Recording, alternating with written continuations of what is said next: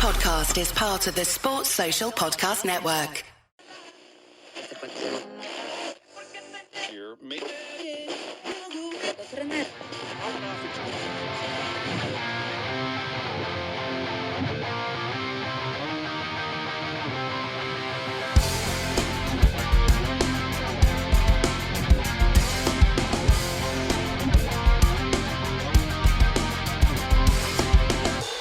Hi there, Jimmy from It's Only a Game here. Just a special voice note recording regarding the developments at Everton Football Club over the past week or so. Obviously, you'll be aware now that David Moyes is back at Everton Football Club for the first time since leaving the club at the end of the 2012-13 season, when he took over from the legendary Sir Alex Ferguson at Manchester United. We all know how that went, of course, as well as some other subsequent jobs between then in the sort of 11 and a half, 12-year intervening period between us now,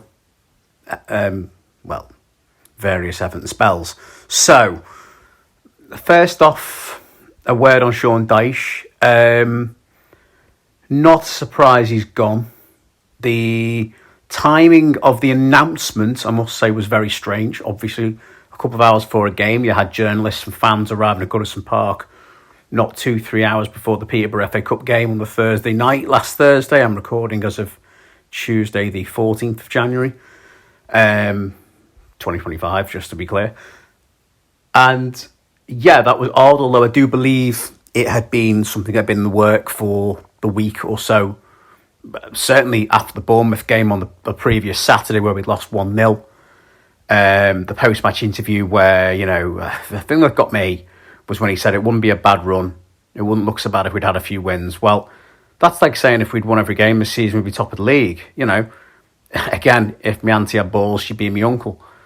You can't come out and say that when the football quite simply wasn't good enough. And I don't I think there is obviously measure, and there is certainly merit in stats. I don't pay too much attention to it. I like to watch the game with my own eyes when I can. Not so much Everton these days because it's been dreadful, performance-wise and results-wise. But I think the big thing from my own eyes was how there was such a lack of invention, a lack of creation, a lack of desire to really get the ball forward and be on the front foot. It was always let teams come at us, play for a 0-0 and try and nick one. Certainly this season, I can't remember the last time I sat down, watched a game, or saw a highlights package even and went and thought, we played really well today. We deserved. Maybe the Wolves game aside, where Wolves were even then Wolves had their opportunities against us, and we ended up winning 4-0 thanks to 2 Craig Dawson own goals. He's been our second top goal scorer of the season, or something silly, some kind of stat anyway. But when you looked at the lack of chances being created from open play, which was way below anyone else in the division, when you look at the lack of goals from open play, the lack of forward sort of decisive movements, the XG stats, everything pointed towards there's just no attacking creation in this team. Whether you put that down to lack of quality remains to be seen. Whether you put that down to a lack of confidence, whether you put that down to tactics, I reckon it's a combination of all three. I do think there's a lack of quality in the squad. I do think there's a lack of invention in the squad, but I do think as well that you can get more out of these players. The professional footballers, at the end of the day, they can pass a ball 5 yards forward rather than lump it hopelessly 20 yards forward in the air only to come back at them. So when Dyche comes out and says that, and then apparently it's alleged that he had a meeting with the Freaking Group, who will not want to take any prisoners, will want to stamp their mark going into the new stadium as the new owners of the club. And essentially he admitted, again allegedly, supposedly, that he'd taken the team as far as he could. That for me is as good as a resignation. That for me is as good as saying, you might as well hand in your resignation there and then. If you don't believe you can do any more with the team you've got, bearing in mind, yes, I want to say thank you, Sean Dyche, as well, because he did keep us up the year in 2022-23 when Lampard had us going down without question. He could not organise a defence. And I think Coventry fans are starting to recognise that now, early on in his tenure there. He kept us up last season in what was probably one of the hardest seasons to support Everton in history, obviously, look, we've had the PSR rulings come out today for the league, and no club's been found to have breached PSR rulings or anything like that, which, again, is a different conversation. I find that curious, given the amount of clubs, still somehow including Everton, by the way, who have alleged to have been close to the wind. Not going to name any other clubs because it's unfair. I don't want to see any other clubs get points deducted or go through what we went through and what Forest went through, of course, last season. I just find it curious. That's all. I'm sure we can discuss that at length at a different time. Anyway, Dyche, led us through that, albeit without winning a game for 4 months, albeit losing to the likes of Luton at home in the league and in the cup. We were there. It was horrendous. It was still poor, but we got 4 wins in the month of April, which basically saw us go from, are we actually going to go down, to complete safety. And granted, all due respect to Luton, Burnley and Sheffield United, the 3 teams that came up were massively cut adrift last season. And if it wasn't for ours and Forest point deduction, there wouldn't have been a relegation battle. I've said that before. There wouldn't have been a relegation battle. You'd have had Forest and Brentford maybe with a whiff of a chance of going down, but not really. It wouldn't have been a relegation battle at all. Those 3 would have gone long before they did. And I want to thank Sean Dyche for what was essentially its points total. If you add up the points, I think 8 points that we ended up losing, we would have been about 13th, 11th. I think same points as Brighton, who are one of the best run clubs in the Premier League and best run clubs in the country. That's not, okay, so make what you will about De Zerbi's time at Brighton towards the end and how he'd basically given up. But that's not bad, considering we're probably one of the biggest shit shows in the Premier League and Brighton are one of the best run clubs in the league. So we've essentially been on the same points, bar points deductions. Again, I've got my views on points deductions, as you all know. Is actually really impressive, especially when you don't win a game for 4 months. You can't score many goals.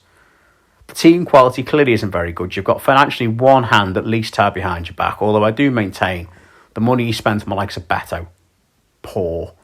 Some of the signings he's brought in have been okay. Tarkowski and McNeil have their good games. They have their bad games. We've signed Jack Harrison on loan twice. Don't know why. Don't really get it with him. There's been other players that Sean Dyche has brought in. So this is essentially now his team, even though it's got players going back to Moyes' first term in charge, if you count Seamus Coleman. So I thank him for guiding the club through incredibly difficult times, which other managers previously at the club would have taken us down. Rafa would have taken us down. Lampard would have taken us down. Ancelotti, Christ, he wouldn't have hung around for that, would he? He didn't hang around for that. There's enough managers that we've had in the past. Martinez, I don't think Roberto Martinez would have coped with the situation. Ronald Koeman, he wouldn't have stood for it. Look, he was the right man for the right time, and I had confidence in him going to the start of the season. I thought, look, it's still going to be poor, because my thought is always at the end of the season, the last couple of years, is all very well and good we've stayed up. Since the last 2 years, or 3 years if you want to include the 21-22 beating Palace, winning 3-2 under Lampard. It's like, that's great, but what now? What about next season? We've just treaded water again, kept our heads up, just above, again, water. And what now? And we'd seen the team go backwards, and you can say, oh, we lost Onana. Well, Onana's a very good player, don't get me wrong. I'd have loved to have seen Onana under Moyes. It would have been Fellaini Mark II. But he wasn't doing anything under Dyche, given the way that Dyche wants to play. He was bringing in more players to suit his style. And Jai, I like. Lindstrom's got something about him, but yet to really see it. O'Brien, he's an absolute monster defender. Him and Branthwaite at the centre-back should be our partnership going forward, in my opinion. Although, Tarkowski's still not a bad player. Look, there's players we brought in that are obviously good players. But again, it's with that thing of doing it on the cheap.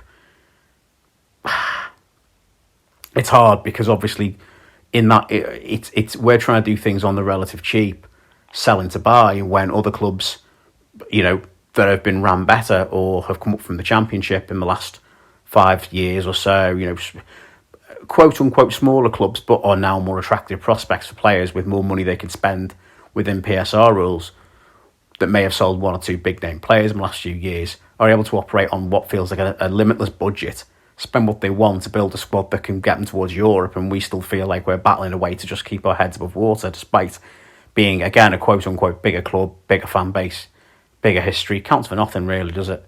I've said it on the podcast with Greg the other week. The fact that we've won 9 league titles counts for nothing in 2025. 5 FA Cups and the success in the 60s and 80s counts for nothing in 2025. You could be all that, or you could be a club that's never won a bean in the Premier League, and it doesn't make a difference. It's what's the here and now that matters. And the here and now is that Dyche has gone. He took the club as far as he could. I've rambled on about that far too long now. I've just seen how long I've been talking, Jesus. And David Moyes is back, and it's been a lukewarm feeling, I think, amongst Evertonians. Certainly the Blues in work are very much, we'll see. I'm not overly excited by it, but okay, what else was there to go on? Truthfully, realistically, Moyes was available. A lot of the talk, certainly within the pundits and some of the so-called experts, is that Moyes is a better manager tactically than Dyche. I don't know about that. I think that Moyes can get more out of certain players.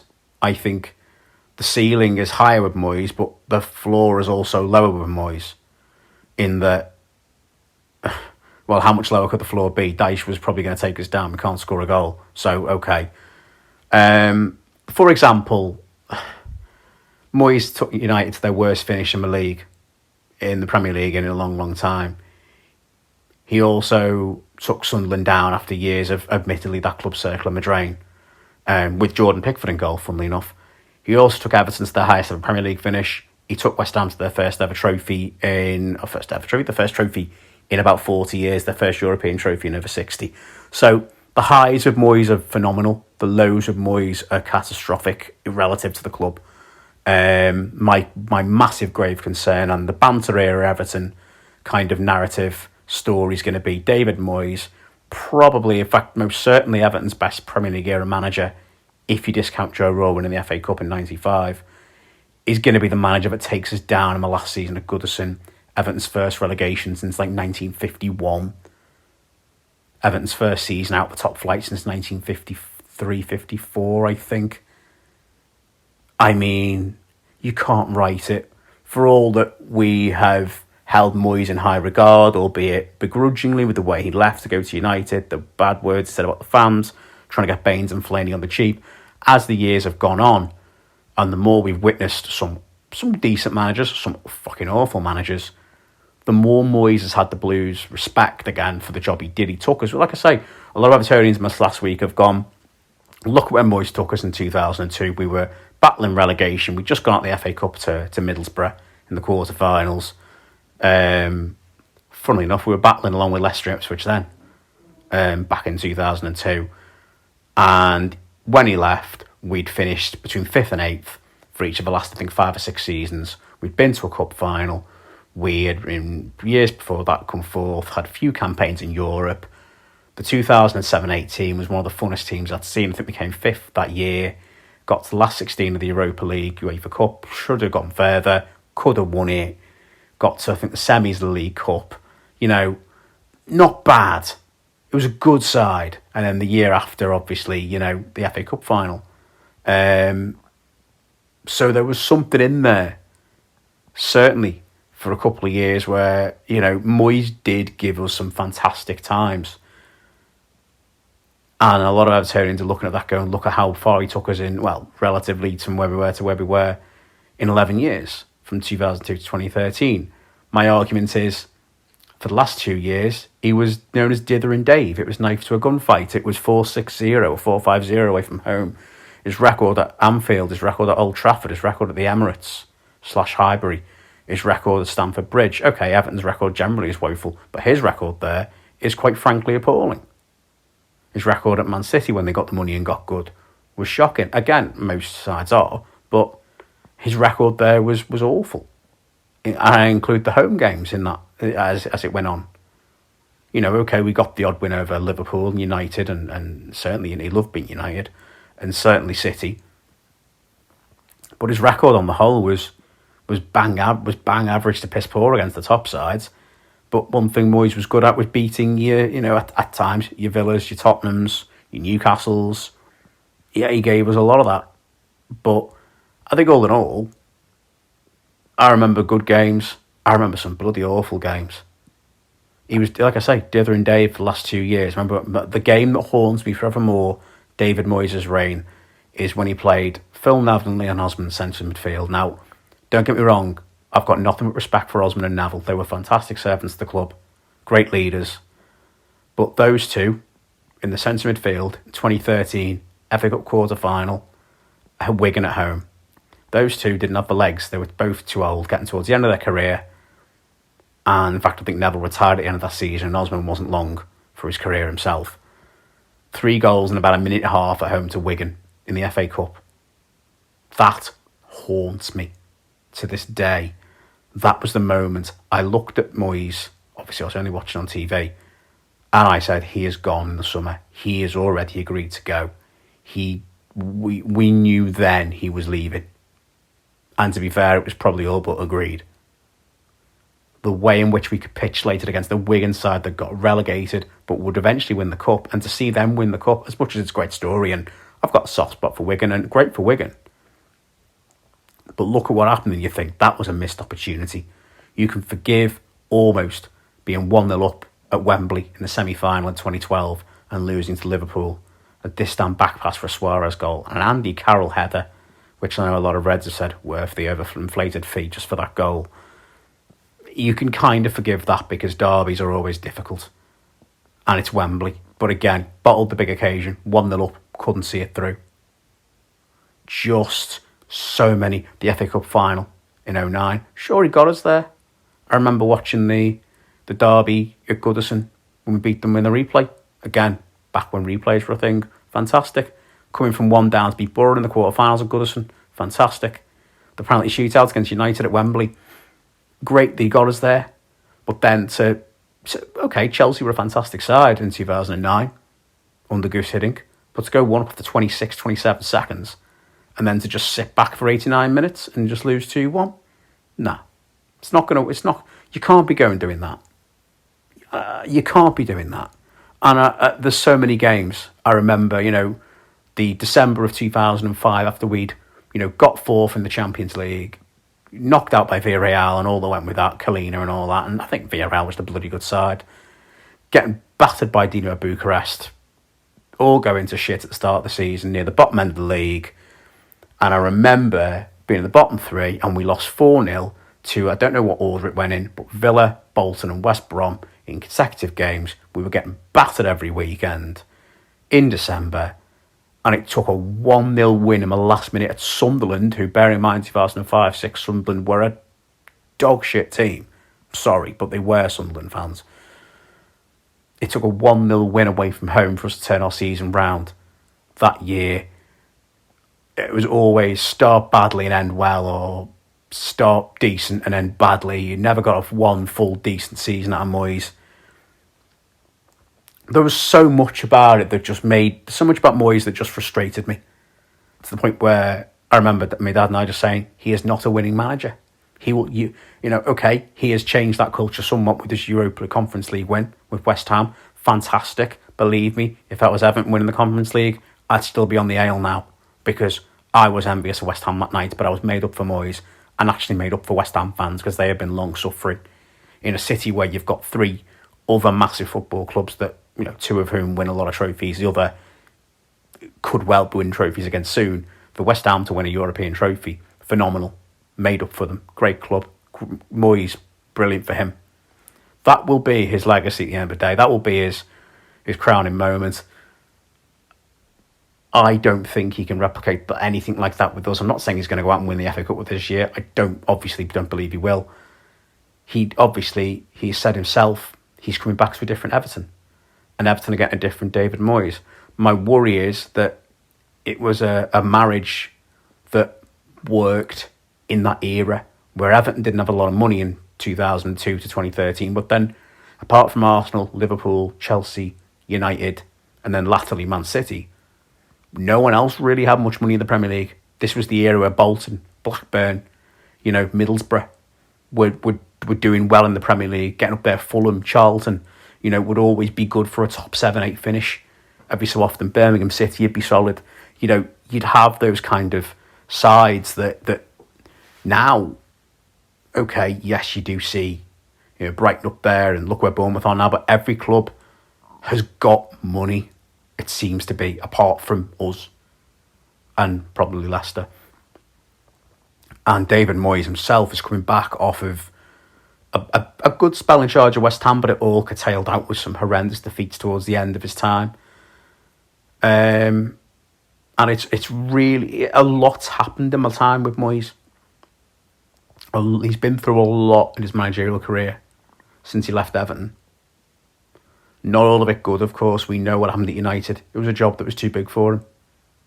Sunderland, okay, I don't think many managers are keeping the Sunderland team up. He went to Spain, Real Sociedad, didn't work out. Not shocked that Moyes football didn't work in La Liga. The only clubs that can point to David Moyes with any sign of any great success are obviously West Ham and Everton. My worry is that Moyes is going to absolutely ruin his legacy at Everton.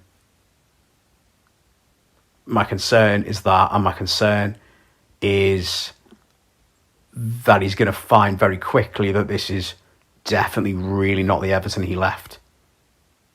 And that Everton are going to see that this isn't the David Moyes we remember, where the football, even though he was Dither and Dave, for the last couple of years when you had Fellaini, Baines and Pina on the wing, Coleman the other side, you had someone like Louis Saha up front, or, okay, before him, Yakubu, Tim Cahill always in the pocket, Arteta spraying balls around when we had him. You had solid players, the likes of Jagielka, Lescott, Distan at the back, Tim Howard in goal. Okay, Pickford, admittedly, I think is an upgrade on Howard. But any one of those players I've just listed, and there are other players as well, I'm sure, in their prime, get into this team comfortably. They're all a massive upgrade on what we have now, apart from Pickford. Pickford for Howard. But apart from that, I don't see how Dominic Calvert-Lewin, Iliman Ndiaye, James Tarkowski, James Garner, obviously we've got a Coleman that's 11 years older and currently injured. I don't see Nathan Patterson, Vitaly Mikalenko, Jack Harrison, whoever. I'm missing off some key players, Idrissa Gana Gay. I don't see any of those players getting into Moyes' sort of 2011 to 2013 side. Never mind the 2007 to 2009 era team that actually did have some tangible success in terms of getting to a cup final and finishing fifth in the league, which, again, in that era, you were the best of the rest if you came fifth. In an era where, United, Chelsea, Arsenal, Liverpool dominated. He's going to find that this isn't a team he can build up to qualify for Europe. And Everton are going to find that David Moyes isn't the manager for that. Obviously, that's not what's needed now. It's get us away from any relegation trouble. But I feel like Moyes won't have the tools at his disposal to do that. And Everton's going to find that Moyes tactically is just going to be Dyche, with a different accent and a bit greyer hair. That's my concern. I hope, beyond anything, that David Moyes can rekindle my joy for Everton Football Club, because at times there were years I used to look forward to going to the game, to, if I couldn't go, to watching the game. My God, I used to know our fixtures inside out. I used to wait. I used to love it. And even if we didn't win, there used to be times where it would be great, and there were times where I would dread it. There were times where it would be bloody awful. There's times we'd get battered, and you go, we just haven't turned up today. You accept those days. Sometimes the better team wins. But at least you were always caveated that with, say, a 3-0 home win against Blackburn, or you'd go away to a Sunderland or a Middlesbrough and win, or you'd have a solid win at Villa or Newcastle, or, I don't know, you go down to West Ham and put in a great result. Sadly now, the batterings and the poor performances have massively outweighed the games where you come away thinking, we've won today. That's really good performance. Because there were times in the Moyes where it would be fantastic. And the football would be brilliant. And the players we had were, at times, even the likes of Yelovic's, Morales, would be a lot of fun to watch. I just hope he can rekindle that for me personally. Other people are getting excited. I'm not so much yet. And I know I've gone on for now, there's 25 minutes. So I'm not going to bore you anymore. Come on, Everton. Come on, Davey. Please, for the love of Christ, don't ruin my faith in you. don't ruin your reputation. Please just let this work. Just do okay. Just get us to like 13th or something. Get us safe. Because if this goes wrong, this could be the biggest disaster in the club's history, and it's going to ruin everything. Anyway, regardless. So again, thank you, Sean Dyche, but it was only going one way under you. David Moyes, you've got a lot to do, mate. Right. Anyway, thanks for listening. If you got this far, and just remember, whatever happens, it's only a game.